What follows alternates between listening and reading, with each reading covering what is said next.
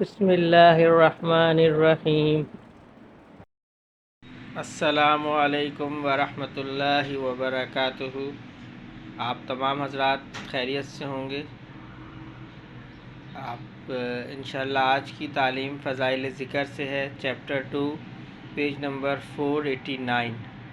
حضور اقدس صلی اللہ علیہ وسلم کا ارشاد ہے کہ جو شخص بھی اس حال میں مرے کہ لا الہ الا اللہ محمد رسول اللہ کی پکے دل سے شہادت دیتا ہو، ضرور جنت میں داخل ہوگا۔ دوسری حدیث میں ہے کہ ضرور اس کی اللہ تعالیٰ مغفرت فرما دیں گے۔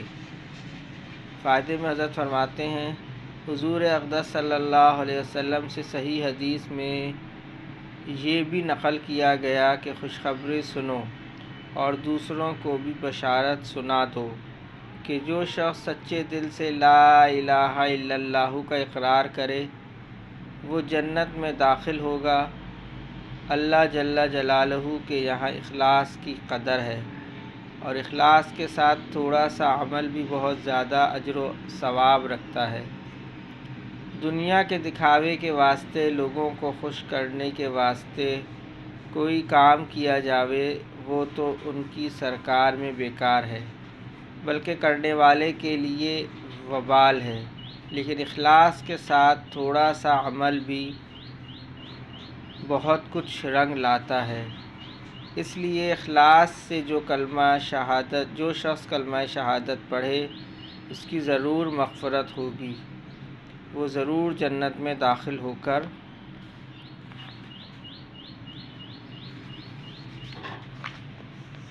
رہے گا۔ اس میں ذرا بھی تردد نہیں۔ یہ ممکن ہے کہ وہ اپنے گناہوں کی وجہ سے کچھ دنوں سزا بھگت کر داخل ہو، لیکن ضروری نہیں۔ کسی مخلص کا اخلاص مالک الملک کو پسند ہو، اس کی کوئی خدمت ہی پسند آ جائے تو وہ سارے ہی گناہوں کو معاف فرما سکتے ہیں۔ اسی کریم ذات پر ہم نہ مر مٹیں کتنی سخت محرومی ہے۔ بہرحال ان احادیث میں کلمہ طیبہ کے پڑھنے والوں کے لیے بہت کچھ وعدے ہیں، جن میں کچھ احتمال ہیں۔ قواعد کے موافق گناہوں کی سزا کے بعد معافی اور کرم، لطف احسان اور مراحم خسروانہ میں بلا عذاب معافی۔ یحییٰ بن اقسم رحمہ اللہ علیہ ایک محدث ہیں۔ جب ان کا انتقال ہوا تو ایک شخص نے ان کو خواب میں دیکھا۔ ان سے پوچھا کیا گزری؟ فرمانے لگے میری پیشی ہوئی۔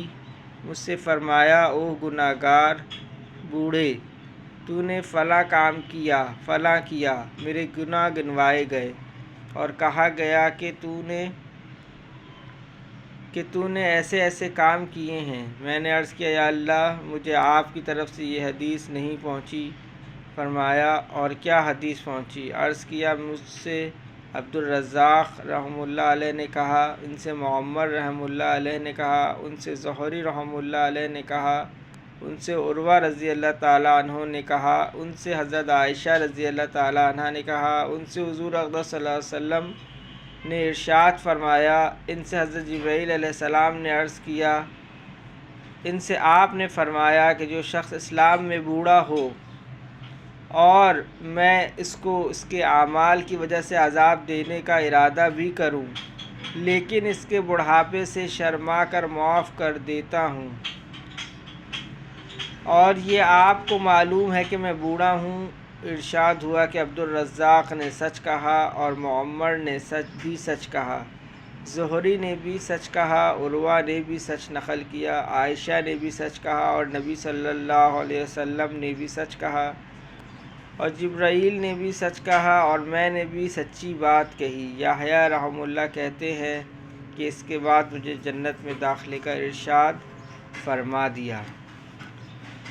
بس بھائی دوستو، اللہ پاک ہمیں زیادہ سے زیادہ اعمال جو ہے وہ اخلاص کے ساتھ کرنے کی توفیق نصیب فرمائے۔ اللہ تعالی ہمارے اعمال کو قبول فرمائے اور اس طرح کا بنا دے کہ ہمارے اعمال جو ہے وہ قبولیت کے قریب ہو جائیں اور اللہ پاک ہمارے گناہوں کو معاف فرما دے۔ اللہم صلی علی محمد وعلی آل محمد، اللہم اعنی علی ذکرک و شکرک و حسن عبادتک، اللہم حاسبنی حسابا یسیرا، اللہم ارفع عنا البلاء والوباء، رب ارحمہما کما ربیانی صغیرا، اللہم اغفر لی ذنبی ویسر لی امری وبارک لی فی رزقی، اللہم لا تحرمنا اجرہا ولا تفتنا بعدہا۔ یا اللہ پاک جتنے مسلمان اس دنیا سے جا چکے ان سب کی بخشش و مغفرت فرما دیجیے۔ یا اللہ پاک جو بیمار ہیں ان سب کو صحت کاملہ عاجلہ مستمرہ دائمہ نصیب فرمائیے۔ یا اللہ پاک جو پریشان حال ہیں تمام مسلمانوں کی پریشانی کو ختم فرما دیجیے، تمام مسلمانوں کو راحت، چین، سکون، عافیت کے ساتھ عطا فرما دیجیے۔ ہر قسم کی پریشانی سے تمام مسلمانوں کی حفاظت فرمائیے، ناگہانی سے، ہر برائی سے ہم سب کی حفاظت فرمائیے، شیطان کے مکر و فریب سے، وسوسوں سے ہم سب کی اللہ پاک حفاظت فرمائیے۔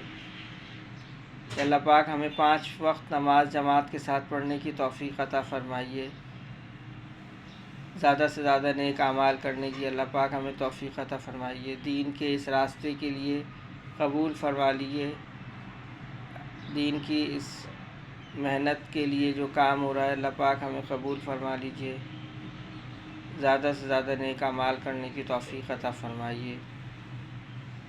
سبحان ربک رب العزت عما یصفون وسلام علی المرسلین والحمد للہ رب العالمین، آمین برحمتک یا ارحم الراحمین۔